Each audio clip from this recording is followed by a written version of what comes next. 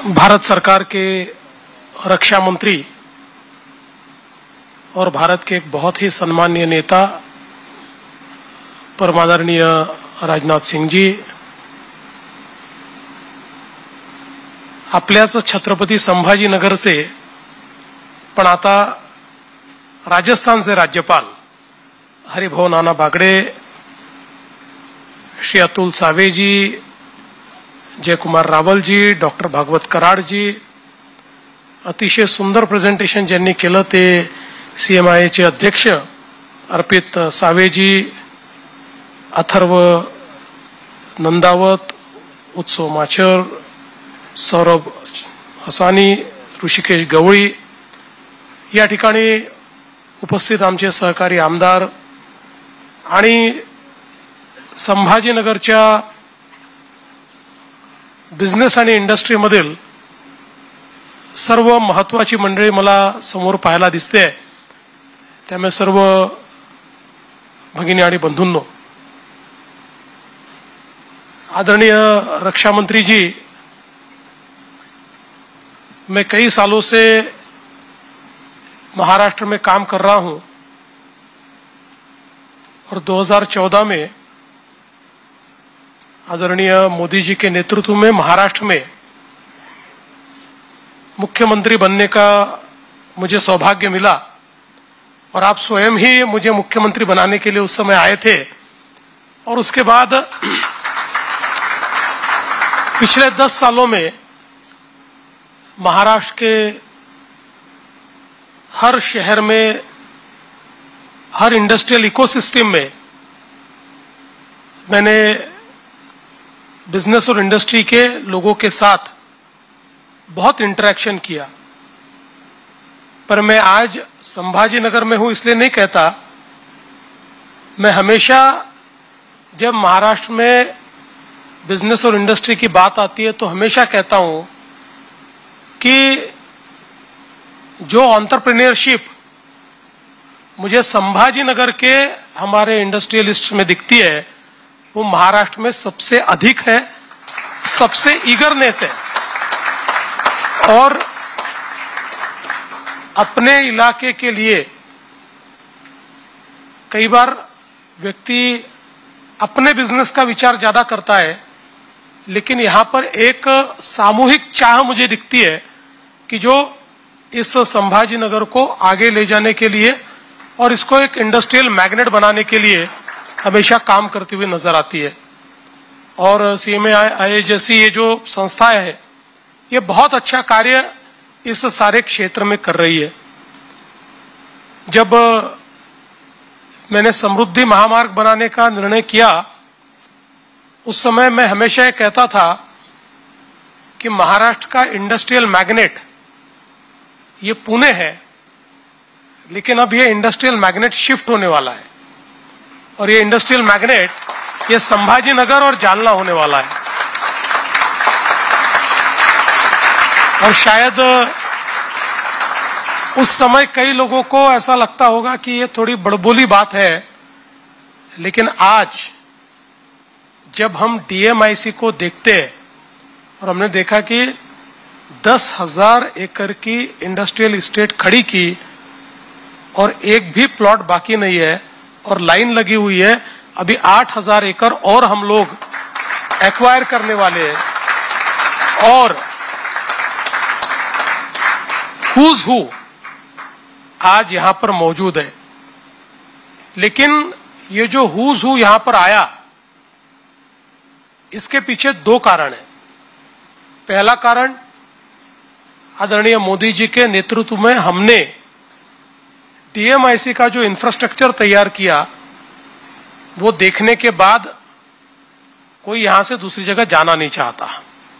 तो हम जब भी इंडस्ट्री वालों को संभाजीनगर लेकर आते हैं तो वो यहीं बस जाते हैं और यहीं पर इन्वेस्ट कर देते हैं। लेकिन उसके साथ साथ इंडस्ट्री एक और चीज हमेशा देखती है कि यहां पर ह्यूमन रिसोर्स है कि नहीं, यहां पर ट्रेन मैन पावर है कि नहीं, यहां पर इंडस्ट्रियल इकोसिस्टम है कि नहीं। और संभाजीनगर के हमारे इंडस्ट्री ने इतनी अच्छी यहाँ पर इंडस्ट्रियल इकोसिस्टम तैयार की है कि आने वाले व्यक्ति को ध्यान में आता है कि मुझे जो चाहिए वो सारी चीजें यहाँ पर मौजूद है और इसीलिए यहाँ पर वो निवेश करके जाता है। मैं आपको बताना चाहता हूं कि टोयोटा के मामले में कर्नाटक उनको सारी चीजें देने को तैयार था, लेकिन हम लोग अंदर ही अंदर प्रयास कर रहे थे और उनके साथ बातचीत कर रहे थे और उनको कम से कम 4 बार उन्होंने ये इकोसिस्टम यहां पर आकर देखी और हमारे चाहे वो कराड़ जी हो, सावे जी हो, इनके से नेता हो या फिर हमारे इंडस्ट्री एसोसिएशन के लोग हो, ये भी उनके साथ पैरेलल इंटरेक्शन करते थे कि भाई आपको जो चाहिए हम देंगे और वो सारी इकोसिस्टम हमारे पास है। और एक प्रकार से कर्नाटक को ठुकरा कर उन्होंने महाराष्ट्र को और छत्रपति संभाजी नगर को चुना और मैं ऐसा मानता हूं कि एक वाटरशेड मूवमेंट जिसको हम कहते हैं उस प्रकार की मूवमेंट रही है। आज धीरे धीरे महाराष्ट्र देश का ईवी कैपिटल बन रहा है और इस ईवी मैन्युफैक्चरिंग में भी शायद सबसे बड़ा हिस्सा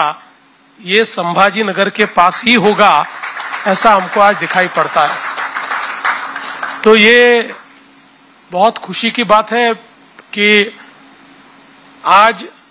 संभाजी नगर को अब नए तरीके से डिफेंस मैन्युफैक्चरिंग में पिच इन करने का प्रयास हमारे ये सारे मित्र कर रहे हैं और मैं ऐसा मानता हूं कि जैसे उन्हें पता चला कि आदरणीय रक्षा मंत्री जी आ रहे हैं तो वो कभी मौका गवाते नहीं है। उन्होंने बराबर आपसे समय लिया, आपके सामने एक बहुत ही सुंदर प्रेजेंटेशन उन्होंने किया। अब इस प्रेजेंटेशन में कुछ चीजें हमारे करने की है और बाकी आपका आशीर्वाद है, ये 2 चीजें हो जाएगी तो ये प्रेजेंटेशन कामयाब हो जाएगा। तो जहां तक महाराष्ट्र सरकार का सवाल है तो एक प्रकार से डिफेंस इंडस्ट्री के क्लस्टर के लिए जो एक पार्क तैयार करने की बात है तो निश्चित रूप से हम उसमें पहल करेंगे, महाराष्ट्र सरकार उसमें पहल करेगी। लेकिन उसके साथ साथ